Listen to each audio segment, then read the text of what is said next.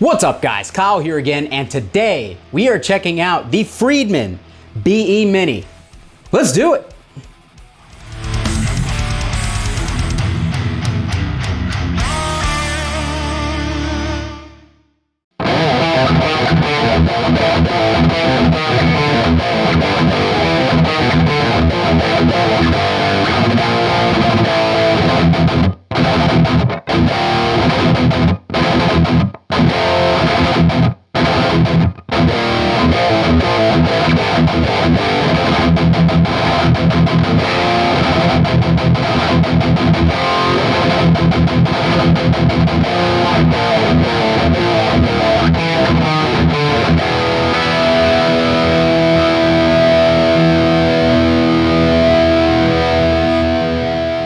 What's up guys, Kyle here again, and the time signature at the end of that riff made absolutely zero sense. If this is your first time here at my channel, my name is Kyle, and what I do is I take awesome high gain amps, guitars, cabs, speakers, pickups, overdrives, I record them with a simple SM57 setup, and I give you guys the unprocessed audio on your end.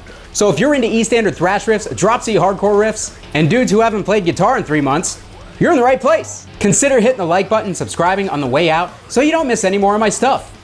Thanks! Today, we are taking a look at the Friedman BE Mini. This is a 20 watt solid state amp. Is it 20 watts? I think it's 20 watts. So it is a 30 watt amplifier, not 20 watts. Nothing says that you're good at your job like having to look up the specs of the item you're reviewing while you're on camera.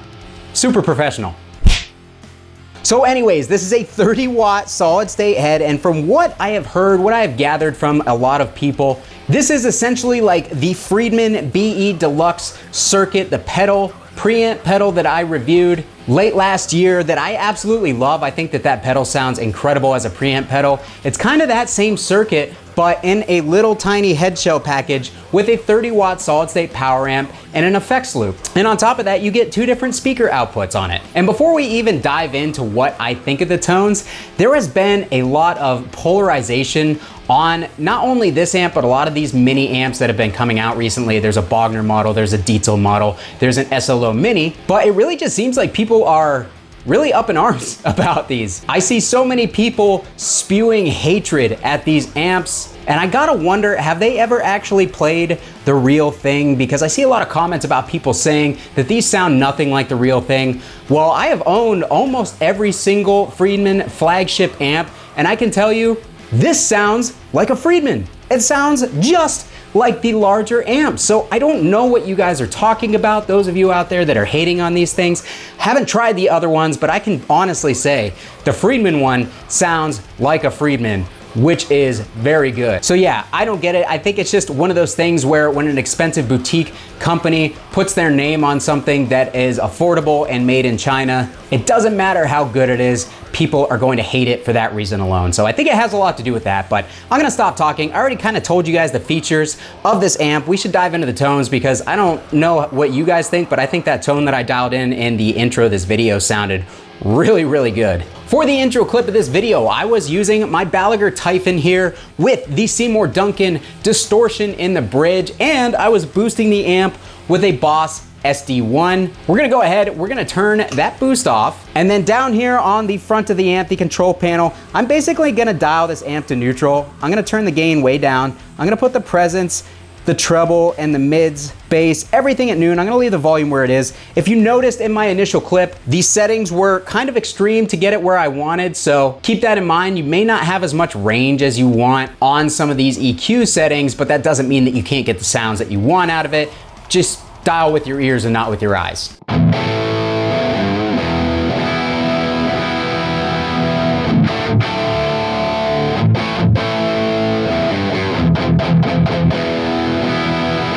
I had to check if I had an overdrive pedal on because this thing has a lot of gain.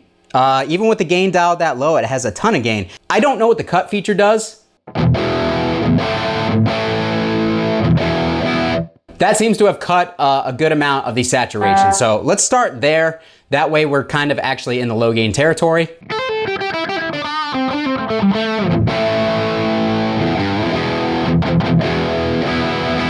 Other than my tuning being out of whack, it sounds decent, but it does sound muffled. That is one thing I've noticed about the amp right off the bat. The higher frequencies are muffled, at least through this particular cabinet. The Mesa cab tends to roll some highs off, but this is the cabinet that I use for every demo so that you guys can see the difference between the amp and nothing else. So keep that in mind as well. If you were going through a brighter speaker, the top end would be more prevalent off the bat. But because it is so dark, let's go ahead and let's push that treble and that presence frequency up.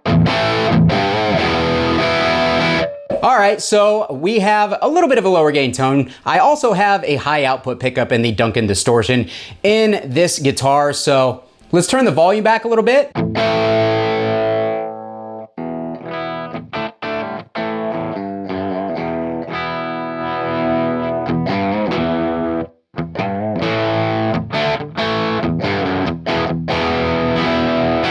All right, so it's reacting nicely to having the volume on the guitar rolled back actually quite nicely, because that cleaned up significantly considering how much gain we have when I turn the volume all the way up on the guitar. Okay, cool. So it seems like if you want lower gain tones from this amplifier, you're going to have to pull the volume back or use a much lower output pickup in order to achieve them, because I've got the gain turned way down. I mean, let's turn it all the way down and then back up just a bump.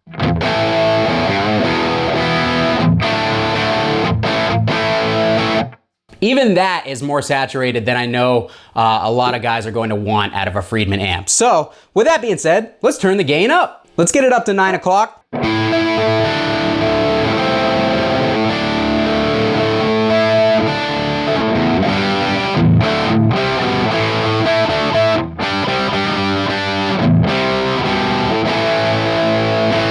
I am primarily a thrash metal player. This is primarily a thrash metal and hardcore channel. So let's make it metal. I'm gonna turn that gain up just a little bit more.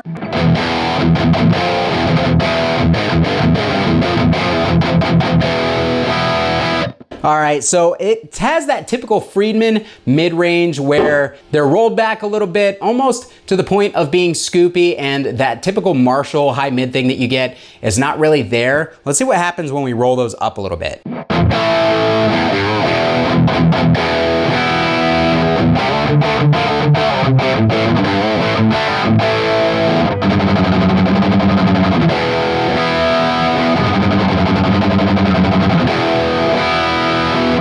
Let's actually add a little bit more treble and a little bit more presence.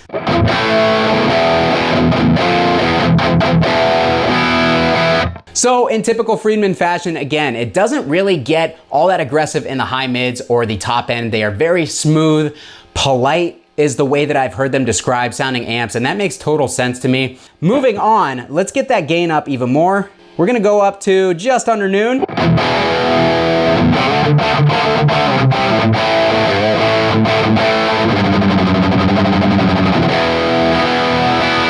And it is really starting to get super saturated in a good way. Honestly, it just, the Friedman gain structure is incredible. Let's get it up to noon.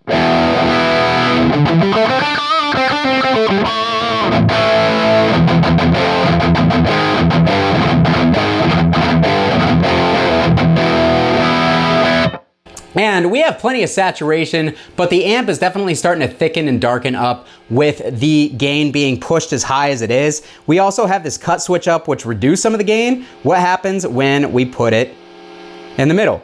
I also just realized that I have the tight switch in the bottom setting, which is the most tight, so forgive me. We're gonna leave it here just for now, just to see what difference that cut switch makes.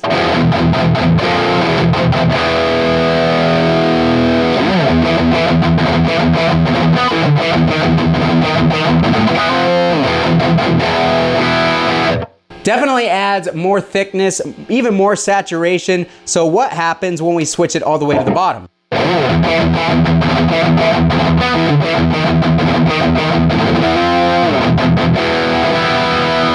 And finally, again in the top position.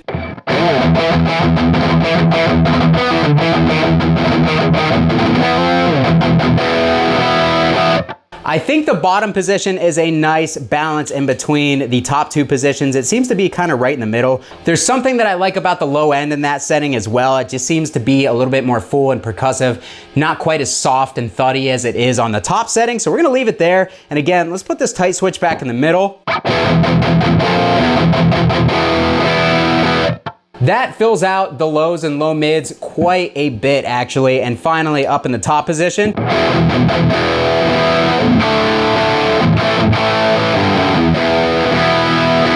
So with that being said, I'm actually going to push the treble and the presence a little bit more, and we are going to push the bass just a tad. I'm going to pull the gain back just a tad, and we're gonna play kind of a punk rock style riff.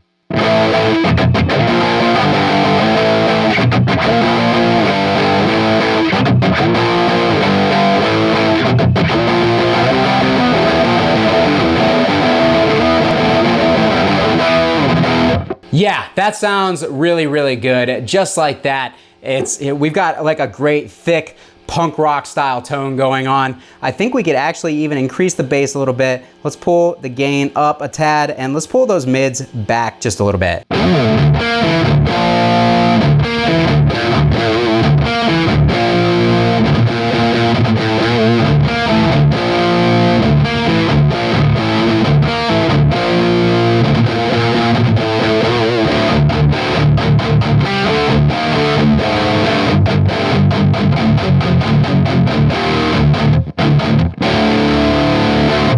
Alright, so that is not typically the type of tone that I'm going for. It's really fat, but it is thick and full sounding.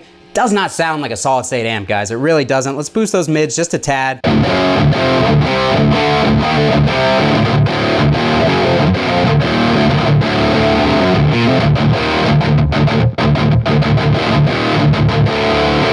And if your right hand technique is good, preferably better than mine, you can really tighten up this amp, even in the looser settings.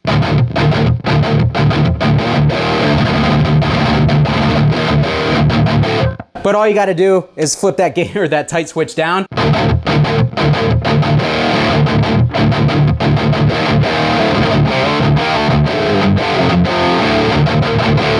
And it's literally like you kicked in an overdrive in front of the amp, because it removes a lot of those really low frequencies that an overdrive tends to remove, really tightens up that low end and kind of makes it seem just way more controlled, way more immediate feeling. I really like that because I feel like I could get away with playing this amp without a boost, but I really like boosting amps, so we're gonna go ahead and boost it now. I'm actually gonna flip the tight switch back to the middle position. I'm gonna kick that Boss SD1 back on, and I'm gonna touch nothing else, and here's what we have.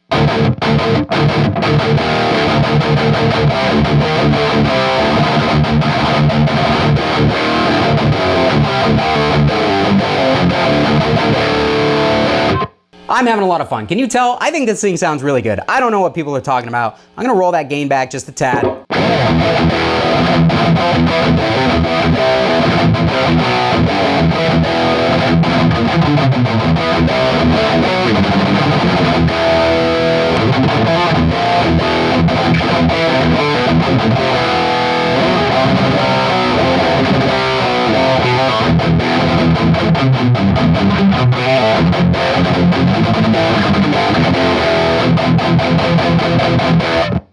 Oh, it's nice and full. It's got just enough low-end punch and percussion. It sounds really good. It is lacking a little bit of that top-end aggression that I like. I'm gonna bump that presence up just a little bit more. We're actually going to put the tight switch all the way down. I like how that sounds better, but it definitely does not have the same amount of low end. So let's pull the mids back and push the bass up to accentuate the low end frequencies a little bit better. That worked.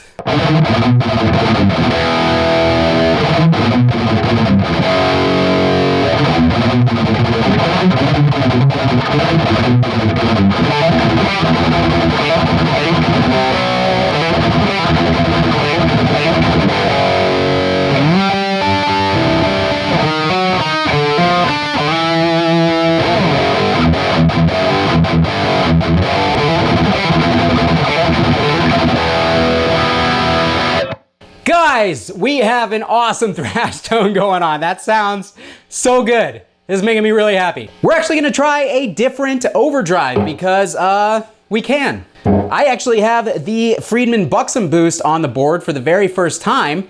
We're gonna kick that in.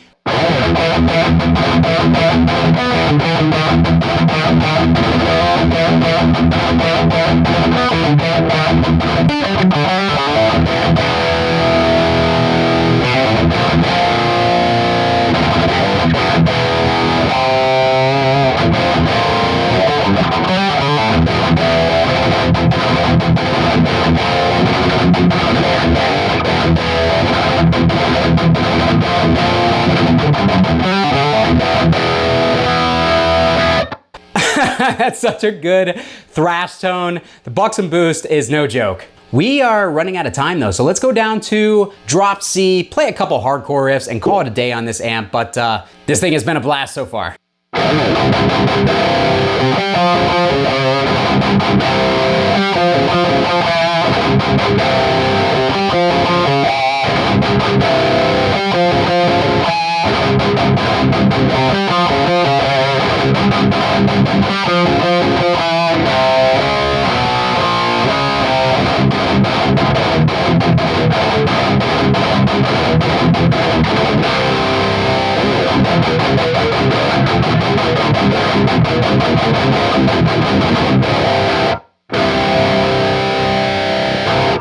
All right, it sounds incredibly tight the way I have it dialed in. I'm actually gonna add a little bit more low end on this Buxom boost.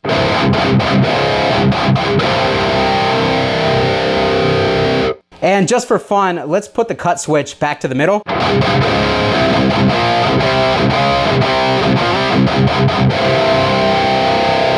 All right, we've got a whole lot of gain going on. Play a hardcore riff and call it a day.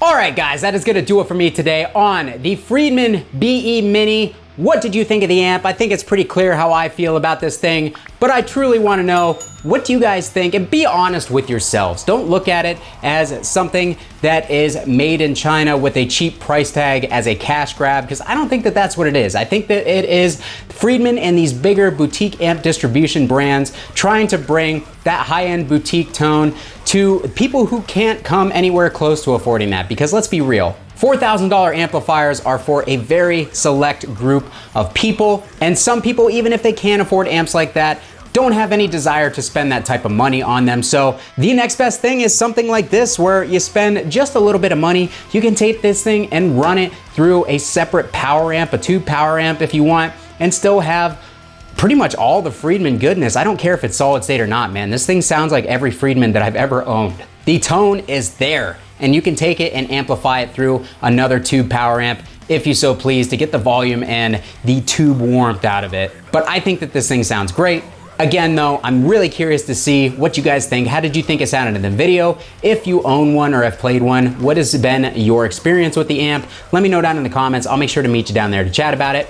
If you want to support the channel, consider adding your name to this list of incredible people by joining my Patreon community and supporting the channel directly that way. I'll love you forever, whether you want me to or not. Or you can go down into the description of this video, check out some of my affiliate links for Sweetwater, Eargasm, all that stuff. Everything you click on down there greatly helps me out, and I would really appreciate it. Thanks so much for watching, guys. Kyle here again. We'll see you next time.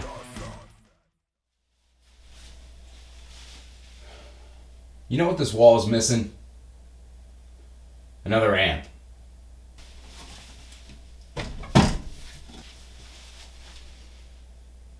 There we go.